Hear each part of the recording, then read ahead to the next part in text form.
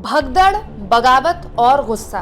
दोस्तों, बीजेपी के लिए अब हरियाणा में यही एक सियासत है जो उसे हर दिन फेस करना पड़ रहा है। कहीं बीजेपी के नेता टिकट कटने पर अपनी पार्टी पर 100-100 करोड़ में टिकट बेचने का आरोप लगा रहे हैं, पैसे के बल पर चुनाव जीतने का आरोप लगा रहे हैं, तो कहीं ऐसे लोग भी हैं बीजेपी के प्रत्याशी जिनको बीजेपी ने टिकट दिया लेकिन वो टिकट लौटा रहे हैं। कमाल हो गया ना दोस्तों। बीजेपी की हालत हरियाणा में इतनी खराब होगी, खुद बीजेपी ने भी नहीं सोचा होगा। पिछले 10 सालों में बीजेपी ने इतनी खराब सरकार चलाई हरियाणा में कि अब बीजेपी की हालत ऐसी हो गई है, कहीं भगदड़ है, कहीं बगावत है, तो कहीं गुस्सा है। दोस्तों, कुछ तस्वीरें निकल कर आई हैं जो मैं चाहती हूँ कि आप देखें। दोस्तों, ये है देवेंद्र कादियान। देवेंद्र कादियान बड़े नाम माने जाते हैं हरियाणा की समाज में। अगर आपको याद हो, मन्नत ढाबा, ये बुड़थल के आसपास पड़ता है मन्नत ढाबा, और बहुत प्रतिष्ठित परिवार से आते हैं और बीजेपी से जुड़े रहे हैं। लेकिन इनका टिकट कट गया और जैसे इनका टिकट कटा, ये बाकायदा मंदिर गए, इन्होंने पूजा अर्चना की, भगवान के दर्शन किए, उसके बाद बाहर आए और फेसबुक लाइव करके, अपने पेज में फेसबुक लाइव करके धड़ाधड़ अपनी पार्टी पर पैसे के बल पर टिकट बेचने के आरोप लगा दिए, वो भी 100 करोड़ के। 100 करोड़ में टिकट बिकाए, ये आरोप लगाए हैं देवेंद्र कादियान ने। देवेंद्र कादियान ने क्या कहा मैं आपको बताऊंगी आगे, लेकिन मैं आपको वैसे एक जानकारी दे दूं दोस्तों, हरियाणा के वरिष्ठ पत्रकार हैं रविंदर सिंह श्योरान।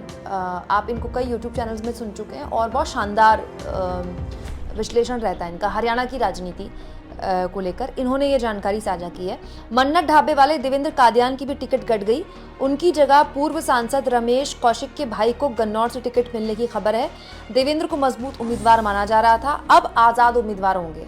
अब दोस्तों, एक शख्स जो पार्टी से नाराज है उसका टिकट कट जाए, ये अलग बात होती है, और एक शख्स जो पार्टी से नाराज है उसका टिकट कट जाए और उसके बाद वो निर्दलीय चुनाव लड़े, ये तो बहुत भयानक बात होगी। अब दोस्तों, देवेंद्र कादियान अगर चुनाव लड़ते हैं, अगर उनको बीजेपी ने टिकट नहीं दिया, टिकट तो उनका कट गया है, और वो रोते हुए बाहर आकर बीजेपी पर पैसे के आरोप भी लगा रहे हैं कि 100-100 करोड़ में टिकट बिके हैं। दोस्तों, कादियान साहब अब चुनाव लड़ेंगे तो क्या लगता है आपको, किसका वोट काटेंगे? कांग्रेस का वोट नहीं काटेंगे, बीजेपी का वोट काटेंगे, और बीजेपी का जो कैंडिडेट है वहाँ एक तरह से उसे हराने का प्रयास करेंगे। ये भी हो सकता है कि अगर इलाके में उनका रुआब है, बढ़िया उनकी पहचान है और लोग चाहते हैं कि वो दोबारा विधायक बने, तो वो दोबारा विधायक बन जाए। ये तो और बड़ी जीत होगी उनकी। ये तो वो साबित भी कर देंगे कि उनको बीजेपी के झंडे की जरूरत भी नहीं है। लेकिन ये भी इस बात का प्रमाण है दोस्तों कि हरियाणा में बीजेपी में क्या भगदड़ मची है। आगे मैं आपको ये भी बताऊंगी कि एक बीजेपी के उम्मीदवार जिनको पार्टी ने टिकट दिया कि लीजिए आप चुनाव लड़िए, उन्होंने पार्टी के आगे हाथ जोड़ दिए कि टिकट आप रखिए वापस, मुझे चुनाव नहीं लड़ना। वो शख्स कौन है ये भी मैं आगे आपको बताऊंगी।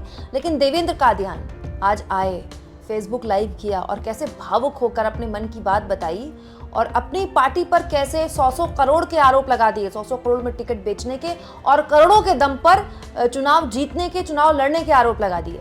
अपने खुद के फेसबुक पेज में लाइव आकर देवेंद्र कादियान ने कहा कि ये 100 करोड़ में टिकट लेकर आए हैं और आपको करोड़ों में खरीदने की बात कर रहे हैं, लेकिन मैंने इस क्षेत्र में कोई बिकाऊ आदमी नहीं देखता हूँ वो कैसे खरीदेगा। मेरी लोगों से अपील है कि 2 नंबर के पैसे लेने से मना कर दें। पैसों की गठरी आए तो रखवा लें, गौशालाएं और मंदिर बहुत हैं, उन अच्छी जगहों पर ये पैसा लगा दें, इनके 100 करोड़ रुपए निकालने हैं। वहीं दोस्तों, एक और खबर है, मैं चाहती हूँ कि आप इस ओर भी नजर डालें। कंवलजीत सिंह अजनारा, इनको बीजेपी ने टिकट दिया था, जो पहली सूची जारी हुई थी ना दोस्तों, बीजेपी ने इनको पेहवा विधानसभा से टिकट दिया था, मतलब बीजेपी ने इनको उम्मीदवार बनाया था। लेकिन जब से पार्टी ने इनको टिकट दिया, ज़बरदस्त तरीके से इनको लेकर गुस्सा सड़कों पर फूट पड़ा।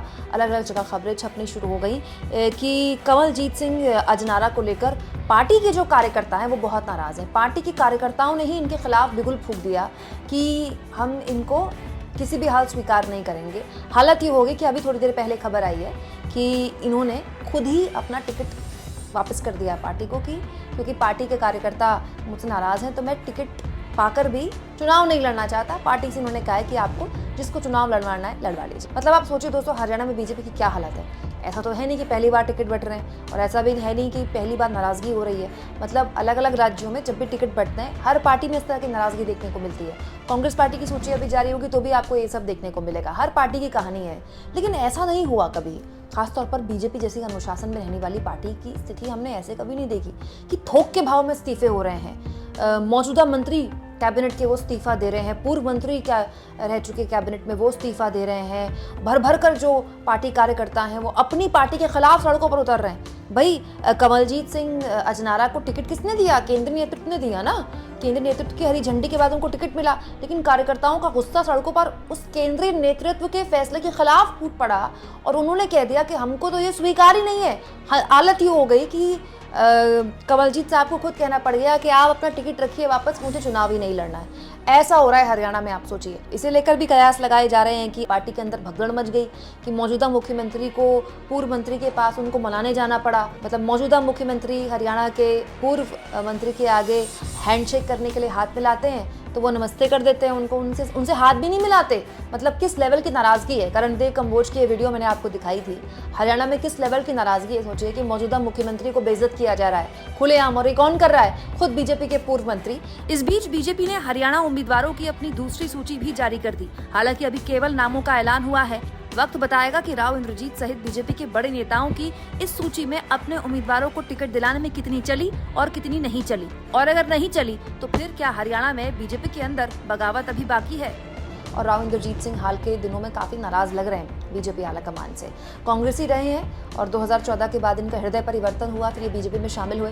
बीजेपी ने भी इनको काफ़ी कुछ दिया, इनको मलाईदार मंत्रालय मिले, केंद्र में इनको सेटल किया गया। हालांकि इनका ख्वाब मुख्यमंत्री बनने का रहा है हमेशा। हालांकि ये ख्वाब ना तो इनका कांग्रेस में पूरा हुआ भूपेंद्र सिंह हुड्डा की वजह से, और बीजेपी वाले तो क्या ही पूरा करेंगे। लेकिन अब सबकी नज़रें यही हैं कि बीजेपी को केंद्रीय मंत्री और गुरुग्राम से सांसद राव इंद्रजीत सिंह कितना उनकी टिकट बंटवारे में चलती है, क्योंकि ये इलाका उनका ही माना जाता है। और पिछली बार तो उनके कहने पे कई लोगों को टिकट मिला भी था, लेकिन इस बार तो अच्छे अच्छों को टिकट कट गए, और जिनके टिकट कटे वो खुद बाहर आकर कह रहे हैं कि देखिए इतने करोड़ में टिकट बिके और इतने करोड़ में पूरा चुनाव लड़ा जा रहा है। तो देखिए अभी राव इंद्रजीत सिंह किस तरह से इस पूरे के पूरे मसले पर रिएक्ट करते हैं। या मैं आपको बता दूं दोस्तों कि जब कैबिनेट मंत्री नहीं बनाया गया था, इसमें 2024 के लोकसभा चुनाव के नतीजों के बाद कैबिनेट मंत्री नहीं मिला था राव इंद्रजीत सिंह को कैबिनेट मंत्री का पद, नाराज़ हो गए थे। तो उन्होंने कहा भी था कि इतनी बार का मैं सांसद रह चुका हूँ और कैबिनेट मंत्री तो मैं पहले ही रह चुका हूँ, मेरा डिमोशन क्यों किया जा रहा है। हालांकि उस वक्त उनको समझाया गया कि भाई हरियाणा का चुनाव आ रहा है तो उसमें आपके लोगों को एडजस्ट किया जाएगा, लेकिन अब कितने लोगों को एडजस्ट किया जाता है ये भी देखने वाली बात है, क्योंकि राव इंद्रजीत सिंह भी समझ रहे हैं कि हरियाणा की राजनीति कैसे बदल रही है। अब इस बदली हुई परिस्थिति में राव इंद्रजीत सिंह के लिए भी कितना स्कोप है बीजेपी के अंदर, ये भी देखने वाली बात होगी दोस्तों। यहाँ एक खबर बताती है दोस्तों कि हरियाणा में जब पार्टी की पहली लिस्ट जारी हुई थी तो इंद्री से लेकर बवानी खेड़ा, हिसार से लेकर तोशाम, सोनीपत, उकलाना, कालावली और कई जगहों में जितनी बड़ी बगावत हुई, उससे पार्टी का जो शीर्ष नेतृत्व है थोड़ा सा टेंशन में तो है। ऑफकोर्स बीजेपी के लिए असहज करने वाली स्थिति तो है ही दोस्तों। बीजेपी आलाकमान इस तरह के बगावत को झेल पाने की आदत नहीं है ना बीजेपी में मोदी और अमित शाह को। मोदी और अमित शाह तो हमेशा से ही जहाँ टिकट बंटवारे होते हैं वहाँ केंद्र नेतृत्व की चलती है और उसके बाद जो टिकट बंटवारे कर दिए जाते हैं वो फाइनल मान लिया जाता है। लेकिन हरियाणा में ही नहीं, इस तरह की बगावत जम्मू कश्मीर में देखने को मिली। कश्मीर को लेकर तो मैंने आपको खबर दिखाई थी कि जब पहली सूची जारी हुई तो कुछ मिनटों में बीजेपी ने वो सूची वापस ले ली, फिर दोबारा से सूची जारी की, जिसके बाद जबरदस्त तरीके से गुस्सा देखने को मिला। बीजेपी के दफ्तर के अंदर, बीजेपी के प्रदेश अध्यक्ष के कमरे के बाहर बीजेपी के कार्यकर्ताओं ने नारेबाजी करनी शुरू कर दी कि हमको पैराशूट उम्मीदवार बर्दाश्त नहीं है। जो लोग यहाँ पर 15-15, 20-20 साल से बीजेपी का झंडा उठा रहे हैं उनको उम्मीदवार नहीं बनाया गया। तो ये जम्मू कश्मीर में देखने को मिला बीजेपी को, और यही हरियाणा में देखने को मिला। इसीलिए बीजेपी अभी फिलहाल फूक फूक कर कदम रख रही है, और शायद बीजेपी की ये स्थिति देखकर कांग्रेस भी फूक फूक कर कदम रख रही है। कांग्रेस को भी लगता है कि टिकट जब उसके तरफ से ऐलान किया जाएगा तो बगावत वहाँ भी होगी, क्योंकि कांग्रेस की तो वैसे भी जीतने की संभावनाएं ज़्यादा है। तो जिस पार्टी की जीतने की संभावनाएं ज़्यादा होती हैं तो वहाँ टिकटों के दावेदार और ज़्यादा होते हैं। दिलचस्प यहाँ पर यह है दोस्तों कि जो पहली सूची जारी की थी बीजेपी ने, इसमें जिस अहिरवाल बेल्ट की मैं बात कर रही थी जहाँ पर राव इंद्रजीत सिंह की काफ़ी चलती है, राव इंद्रजीत सिंह की बेटी आरती राव को उनकी पसंदीदा सीट अटेली से बीजेपी ने ज़रूर टिकट दिया है। इसके अलावा कोसली सीट पर भी बीजेपी ने अनिल दहीना को उम्मीदवार बनाया, लेकिन बादशाहपुर सीट से राव नरबीर सिंह को उतारकर पार्टी ने साफ तौर पर एक संकेत दिए हैं कि राव इंद्रजीत सिंह को फ्री हैंड नहीं दिया जाएगा और उनकी नाराज़गी अगर होती है कुछ टिकटों को लेकर तो पार्टी झेल जाएगी, क्योंकि पार्टी अपने हिसाब से फैसला लेगी और लेना भी चाहिए, पार्टी ऐसे ही फैसले लेती है। यहाँ पर लिखा भी है दोस्तों, देखिए रेवाड़ी सीट पर भी राव इंद्रजीत सिंह अपने समर्थकों को उतारना चाहते थे, लेकिन यहाँ भी उनकी नहीं चली। अभी तो हालत है कि बीजेपी के लोग खुलकर कह रहे हैं कि 100-100 करोड़ में टिकट बेचे जा रहे हैं, खरीदे जा रहे हैं, करोड़ों में चुनाव लड़े जा रहे हैं, जीते जा रहे हैं, और बीजेपी के बनाए हुए उम्मीदवार कह रहे हैं हाथ जोड़ के कि हमको टिकट ही नहीं चाहिए, आप अपना टिकट वापस रखिए। आपको क्या लगता है दोस्तों, ये शुरुआती रुझान आ रहे हैं हरियाणा से बीजेपी के लिए, ये ही क्या रिजल्ट में परिवर्तित हो सकते हैं या फिर कोई बड़ा चमत्कार हो सकता है? और सबसे बड़ी बात, इस पूरे की पूरे पिक्चर से मोदी जी कहाँ हैं?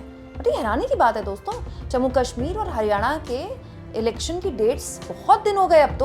अब तो मतलब मोदी जी को चुनावी मैदान में आ जाना चाहिए।